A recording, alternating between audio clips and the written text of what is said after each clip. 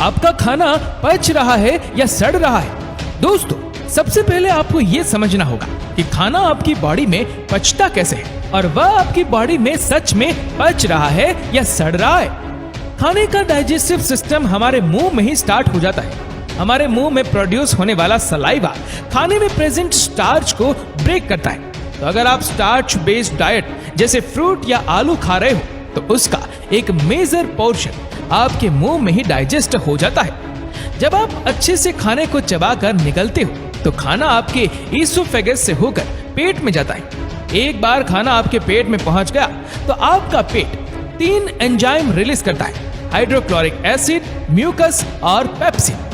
Pepsin आपके खाने में प्रेजेंट प्रोटीन डाइजेस्ट का रिमाइंडर सेट करता है, लेकिन पेप्सिन को काम करने के लिए एक एसिडिक मीडियम की जरूरत होती है और ये acidic medium hydrochloric acid provide करता है।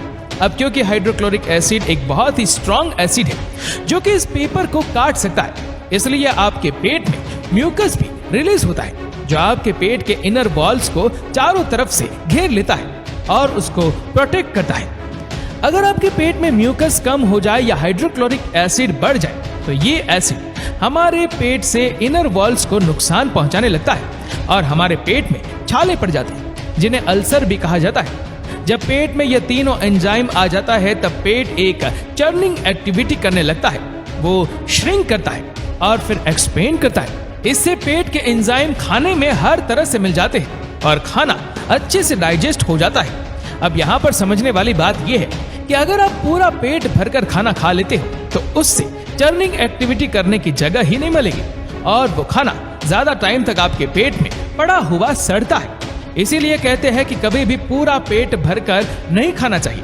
पेट हमेशा थोड़ा खाली रखना चाहिए ताकि वहां खाना मूव कर सके। पेट में 5 घंटे के बाद आपका खाना वहां से निकलता है और फिर छोटे इंटेस्टाइन्स में जाता है जहां उसकी मुलाकात बाइल जूस से होती है जो आपके लिवर में प्रोड्यूस होती है।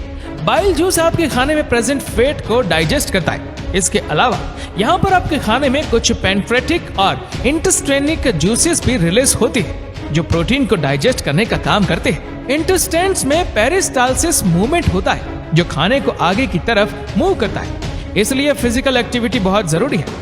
जब आप फिजिकल एक्टिविटी करते हो तो अंत के लिए पेरिस्टाल्टिक मूवमेंट आसान हो जाती है। रास्ते में आपके छोटे इंटेस्टाइन्स की वॉल आपके खाने में से न्यूट्रिएंट्स को एब्जॉर्ब करके उसको आपके ब्लड सेल्स तक पहुंचा देती है। जो खाना सही से डाइजेस्ट नहीं हो पाता वो बाकी के वेस्ट मटेरियल के साथ आपके लास्ट इंटेस्टाइन्स में चला जाता है और वहां से बाहर चला जाता है। तब आप इस डाइजेस्टिव प्रोसेस को अच्छे से समझ रहे हैं तो आइए हम देखते हैं कि आप किस तरह से अपने ईटिंग प्रोसेस को कैसे इम्प्रूव कर सकते हैं। और ये वीडियो का सबसे इम्पोर्टेंट पार्ट है, इसलिए ध्यान से सुनना। नंबर 1, खाने को अच्छी तरह से चबाना। जैसा कि हमने देखा कि आपके खाने का डाइजेशन मुंह से ही स्टार्ट हो जाता है।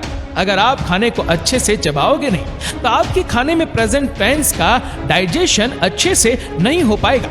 इसके अलावा हमने देखा कि आपका पेट चर्निंग एक्टिविटी करता है जिससे पेट के सारे एंजाइम फूड में अच्छे से मिक्स हो जाते हैं। आप सोचे कि आपने अपने खाने को अच्छे से नहीं चबाया है और आपके पेट में कुछ सॉलिड फूड पार्टिकल्स चले गए। ऐसे में वह एंजाइम आपके खाने में अच्छे से नहीं मिक्स हो पाएंगे और अच्छे से डाइजेस्ट भी नहीं होगा। इसी के साथ ही वह आपके छोटे इंटेस्टाइन्स में अच्छे से एब्जॉर्ब नहीं होगा, यानी आपको खाने में मौजूद जो न्यूट्रिएंट्स मिलने चाहिए वह मिलेंगे ही नहीं, तो आपको उसका खाने या ना खाने से कोई फायदा नहीं होगा। इसीलिए अपने खाने को हमेशा अच्छे से चबाकर खाइए। दोस्तों, ओकिनावा आइलैंड के लोग 1 घंटे तक बैठकर खाना खाते हैं। आयुर्वेद के अकॉर्डिंग आपको अपने खाने को कम से कम 32 बार चबाना चाहिए ताकि सारे बड़े टुकड़े ब्रेक हो जाए और वह अच्छे से मिक्स हो जाए। यानी कि एक तरफ से आपको अपना खाना खाना नहीं चाहिए बल्कि पीना चाहिए। आपको अपना खाना इतना चबाना चाहिए कि वह मुंह में ही एक लिक्विड बन जाए।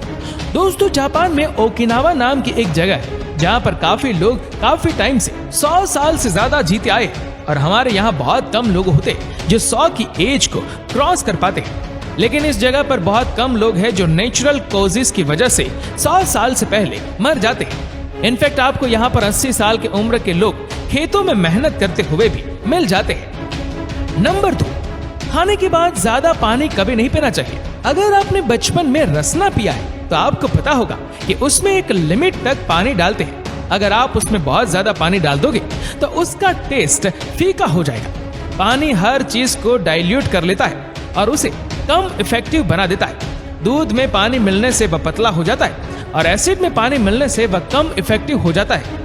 जैसा कि हमने देखा कि हमारे पेट में काफी सारे एंजाइम्स रिलीज होते हैं, तो जब हम खाने के ठीक बाद पानी पी लेते हैं तो हमारे ये सारे एंजाइम डाइल्यूट हो जाते हैं, उनका असर कम हो जाता है, जिनसे हमारा खाना सही से डाइजेस्ट ही नहीं होता। आयुर्वेद में बताया गया है कि खाने के बाद हमारे पेट में जठर अग्नि जलती है, जिससे खाना पचता है।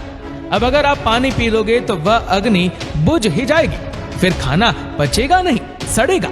इसलिए खाने के कम से कम आधे घंटे तक आप पानी मत पीजिए।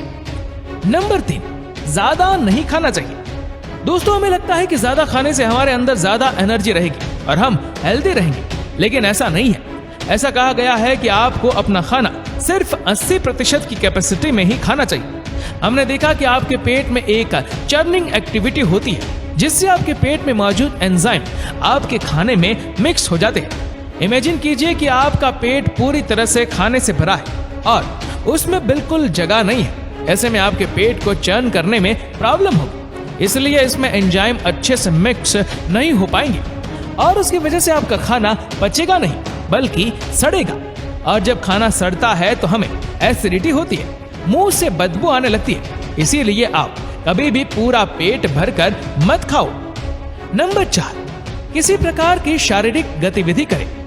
ओकिनावा के लोग लंबे समय तक फिट रहने के लिए काम नहीं करते, वह लोग काम करते हैं इसीलिए वह लंबे टाइम तक फिट रहते हैं। वहाँ के लोग आज भी अपने रोजिंदे काम को करने के लिए टेक्नोलॉजी का यूज नहीं करते, वह लोग अपने हाथ से काम करना पसंद करते हैं। हमारी जनरेशन की प्रॉब्लम ये है कि हम सारा दिन बैठे बैठे निकाल देते हैं। इसी वजह से हमारा ब्लड सर्कुलेशन खराब हो जाता है, हमारे इंटेस्टाइन्स में कोई मूवमेंट नहीं हो पाता। इससे हमारे खाने को आगे मूव करने में प्रॉब्लम होती है, जिससे वह खाना टाइम पर प्रोसेस ही नहीं हो पाता। इसलिए जरूरी है कि आप दिन भर में थोड़ा फिजिकल रहने की जरूर कोशिश करें।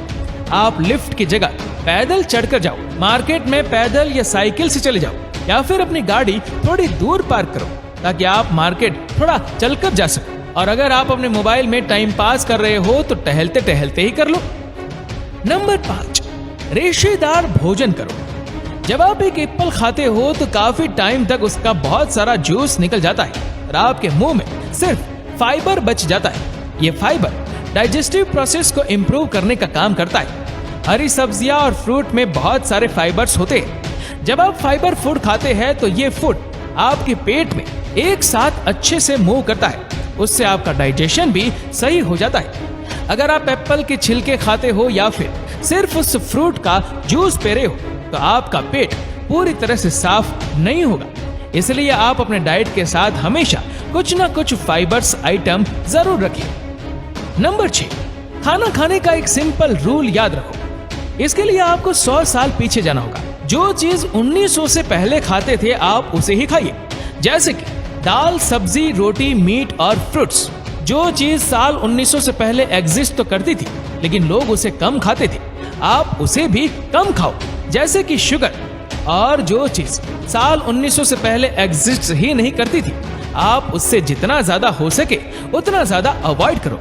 इस कैटेगरी में आपके सारे प्रोसेस्ड फूड आइटम और जंक फूड आ जाते हैं। अगर आप इस सिंपल से रूल को फॉलो करोगे तो आपको पेट से रिलेटेड कोई प्रॉब्लम नहीं होगी। इससे आप लंबा जियोगे और साथ में हेल्दी और फिट भी रहोगे। तो दोस्तों, इस वीडियो को लेकर आपकी क्या राय है नीचे कमेंट करके जरूर बताएगा। और अगर आपको वीडियो अच्छा लगा हो तो इस वीडियो को लाइक करेगा, शेयर करेगा ज्यादा से ज्यादा लोगों तक। और ऐसे ही और भी रोचक जानकारियों के लिए सब्सक्राइब करें हमारे यूट्यूब चैनल को और फेसबुक पर फॉलो करें हमारे पेज को। धन्यवाद।